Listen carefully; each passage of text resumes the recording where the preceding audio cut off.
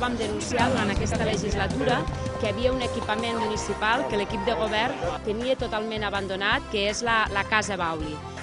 Us volem dir que si el Partit Popular tenim responsabilitats de govern pel que fa a aquest edifici municipal, el que proposarem és un estudi de viabilitat per a veure com està l'estructura de l'edifici.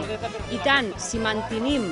l'estructura i per tant fem una reforma com si l'hem d'enderrocar i construir aquest equipament de nou, el Partit Popular ens comprometem a destinar aquest equipament a un equipament cultural pels joves del barri, perquè així ens ho han fet arribar els veïns. Una altra proposta, Partit Popular entenem que cal remodelar i millorar el que és l'accés peatonal del barri de Cappont a la Bordeta, en concret